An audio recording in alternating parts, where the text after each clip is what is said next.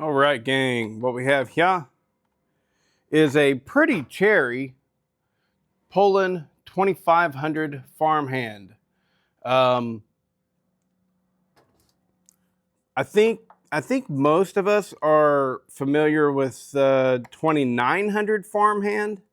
As far as I know, there is no difference whatsoever. Poulan just, as the years went on, they're trying to milk this saw for all it was worth. I don't remember exactly when it came out, but I think it was somewhere in the mid to late 90s. And as the years went by, they just made the numbers a little bit different to make people think that they were getting an updated saw or whatever.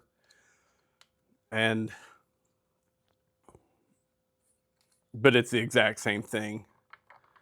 This is most definitely a super clean, right? And it's the super clean, what that is talking about is this air injection system. Husqvarna would call it air injection. Red would call it turbo. Poulan called it super clean. And what it is, it's a way of filtering out debris that would be in your intake air. And that's why they call it super clean. But it's also slightly pressurizing the intake side to give better flow into your carburetor. I got this from a gentleman who, where's my, nope, that's it. I got this from a gentleman. He was an older gentleman. I went up there actually to get one of the modern Poulans just to try it out. Those things are junk. Anything with the air, the strato ports, any of the modern Poulans with strato, oof, that's not good. Don't tell me I'm going to have to take that off of there. Don't do it. Don't tell me.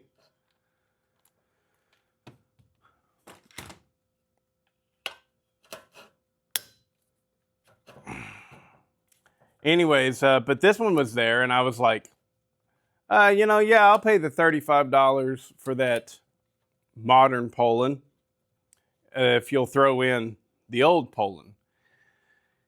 These right here are actually my thoughts of the very last. These are the last bastion of, I don't even know if I'm using that word right. These are the last hope of Poulan producing a decent saw. Not a good saw, mind you, just a decent one that actually, I'm going to have to continue to take that off of there. Well, ain't nothing for it but to get down to it. These are the last decent Poulans, in my opinion. Still made in the United States. Even though it's a clamshell saw, if you treat these things right, they do run well and last for a long time. All right. There we go. That's out of the way. Now we got a clear shot. We should be able to get that right out of there. So why am I messing with this saw? Very simple. Sawfest. This is the cheap saw build for this year at Sawfest. And I had this laying around. And I thought, you know what? It'd be cool to have a complete bone stocker to bring up there so that we can run a stock saw. I need to lube that up some, and I will. Remind me before I put it back together. It'd be cool to have a completely stock saw and run it against all of the heavily modified saws. Heck, mine is boosted. So yeah, whenever you are talking with what is pretty clearly a solid dude, and that solid dude is just a homeowner type and he says something along the lines of, it was running great, and then I went to fire it up and it didn't run anymore. Well, it's a pretty obvious, straightforward. That thing needs a fuel system upgraded. Nothing's really out of place here. It looks fine. The screen isn't clogged. Now, the thing with Poulan that really kind of cracks me up, clearly I like them, right? I've got tons of Poulan on my channel. So don't take this the wrong way, you Poulan fans out there. A lot of people really like to make comments like, the old Poulan was great. They were some of the best, if not the best, chainsaws. I don't think they were ever even close to being the best chainsaws on the market. Not even a little bit. Yeah, a lot of people are like, they were the best saws. No, they weren't. At any point of history, whenever,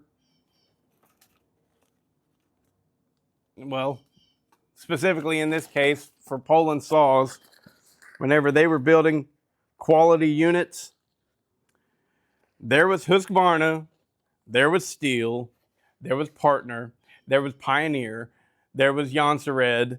Poulan never even came close to being a top tier chainsaw. And if you say that they did, let me tell you, we all have our personal preferences and stuff, and that's fine. Just call it a personal preference. Don't sit back and make claims that they were amazing whenever they weren't on any level. Hemostats. I'm the surgeon here.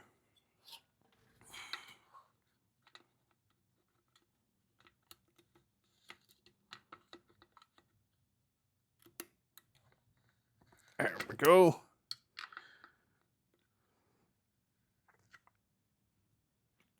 Ta-da!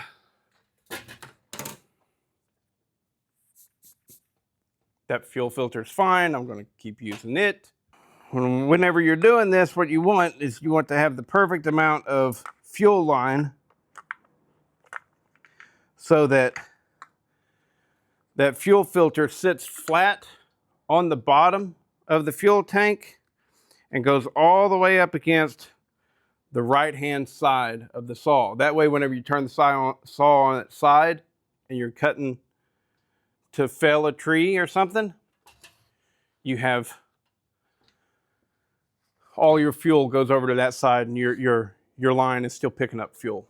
All right. Since I don't have the parts to rebuild the carb, well, the only option we really have is just put it back in place and hopefully it pulls fuel. Okay, I used to have a proper setup.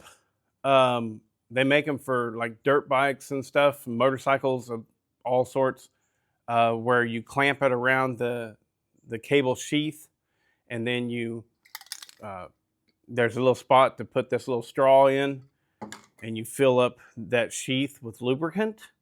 But I don't have that. It's okay. It's really not rocket science. You're just trying to seal off everything and force it down into that sheath. That's working nice. A lot better than it was before. Yeah, a lot of people don't like these throttle cable setups for good reason. They're not premium, you know. All right. This is what so many people seem to have a problem with. This cable.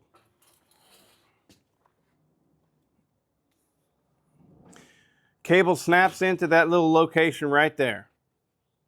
All right. And the way that we throttle is literally we take this right here and push it in there, and the throttle pushes this cable upwards. And that is how we are throttling this saw. And so many people hate this setup. And it's not very good. But I don't know, it gets the job done. It feels a little squishy. That's what they don't like. So you got to make sure that the cable rides on top of this right here.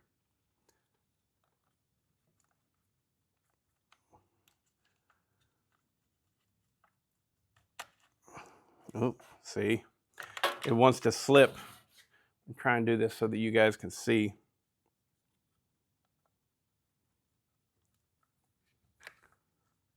Oh, I got it upside down.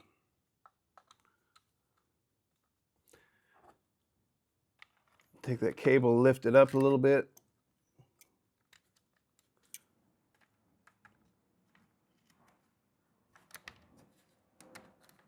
There we go. Now we got to make sure that this throttle safety is in place. Okay. Once you're sure it's in place the way that it needs to be, you put that handle back together.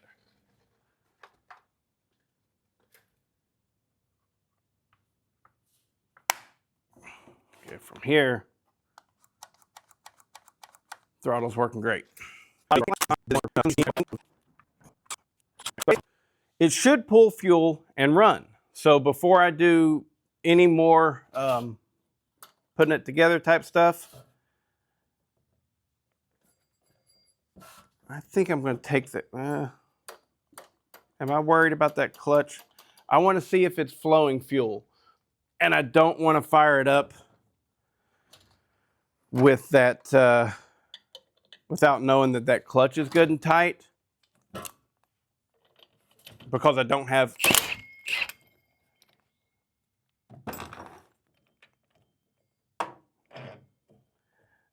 the clutch cover on. And I'm afraid of it flying apart. So now if I start it up, I should be able to check for oil flow and everything. So let's make sure it's got oil and gas in it.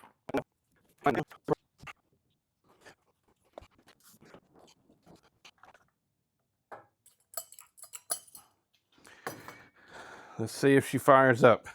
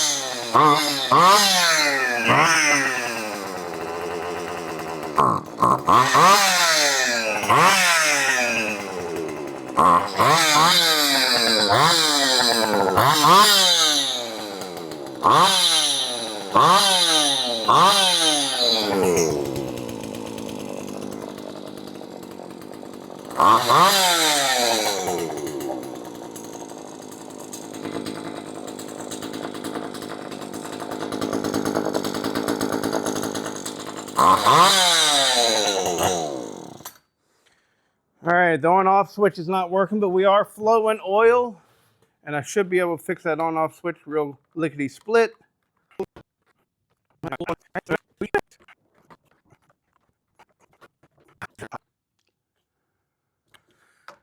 All right, let's see how that works. I flooded it out to stop it.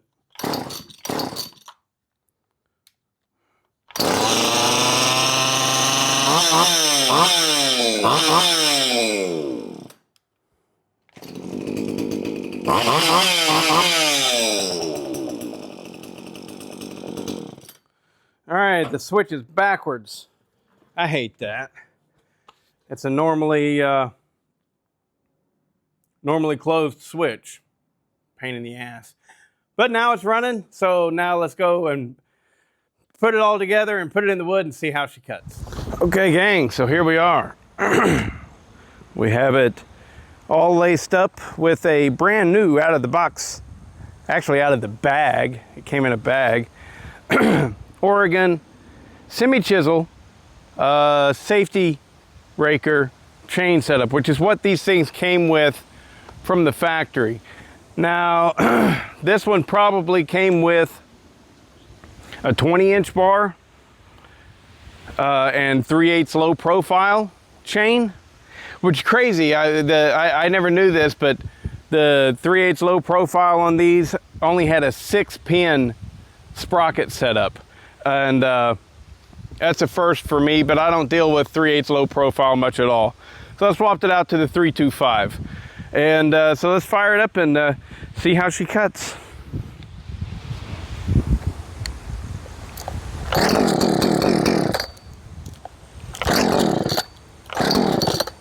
It's been a couple hours. Pull a choke.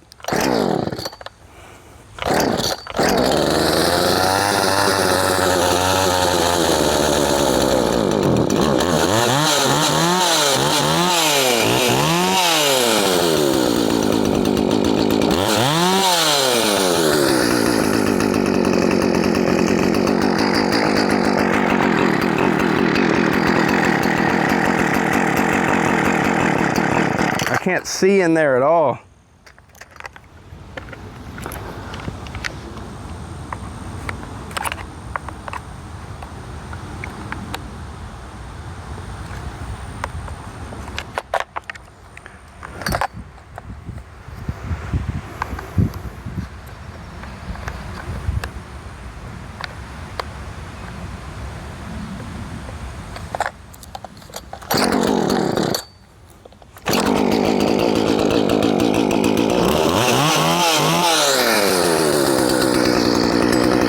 There we go.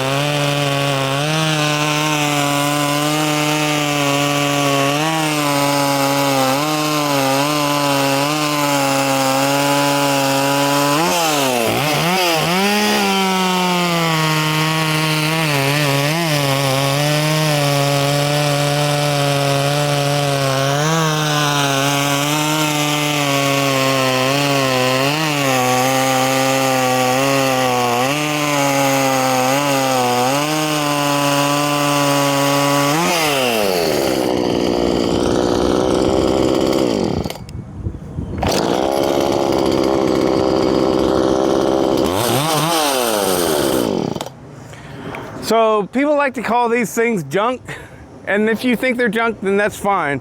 But it's been my experience, I've had several of these at this point, as long as you've got a decent fuel system, they run decent, you know, they're a totally decent little saw. And that's what I mean by this is the last of the decent Poulans, right? A lot of you guys might want to throw in that, you know, no, the Poulan Pro 330 was the last one. Those were, you know, they were a full magnesium crankcase, separate cylinder head setup and everything. And that's a professional saw. It's a really good saw, but is it professional? No, it's not. I probably have said something in the past myself. It's not. It's a really good semi-pro saw setup, and and I really like them. But the reason I'm saying that these were the last of the decent ones and not the Poulan Pro 330 is because this stuff was on the shelves longer, I think. That's the best I got, all right? They may have stopped making them at the same time, but they had so many of these available and they just stayed on the shelf for a long time. You could buy these things brand new, I think, you know, from like Tractor Supply or someplace like that. You could buy these things brand new, still in the box and stuff, probably up until around 2014. And they would have been the Poulan Pro 4620 version, probably, right? And I'm saying a lot of probablys and everything, but I totally think that this is a completely acceptable little saw. Oh, it doesn't seem to be oiling, or at least not enough, because that chain tightened up. No, it's good. Chain must have just tightened up because of use, and it's not hot. I mean, it's warm, but so it's oiling. But so I personally think that it's a perfectly acceptable little homeowner type saw, and it's even good if you wanted to use this as a bucket saw or something like that. If you're a low budget tree service and you're not making a lot of money or something, this is, I think they're fine. That has been my experience with these little saws. I've never had any kind of issue that they were inherent to have, such as the pull start breaking. I've never had that. I've heard of that on the, I think it's called the 3020. It's the 50cc version of this, very rare saw. I have one, haven't got it running yet. Same as this, it's just sitting there waiting for the right time. And never had any issues with clutch, never had any real issues with the oiler. The only issue that I've ever found with these saws that's constant, it always seems to happen, is they used low-grade fuel lines and possibly diaphragms and stuff like that, rubber pieces in the carb. If you never ran ethanol-based fuel or fuel with ethanol in it, and if you changed out those parts, they just seem to work. Some of them came with an bare aluminum cylinder and a chromed piston. My guess is this would probably be one of those. The Poulan tended to get those versus the Poulan Pro got the chrome bore cylinder and the aluminum piston. But whatever, it runs good and it's perfectly acceptable. And if you find that you're cutting stuff like this regularly, you might want to get a different saw. These right here, little branches, branch falls, homeowner type stuff, totally decent. I would take one of these over a Stihl MS 170. I would rather have one of these than 5 of those 170s. I mean, those 170s I think are horrible. Yeah, they start up and run, but just the lack of power is absurd. They're small, like 32 cc's or something like that, 31. And I just don't see the purpose. I would much rather run something like this, you know. And I've ran these with 20-inch bar and a muffler mod, and they do all right. They really do. Anyways, the Poulan Farmhand.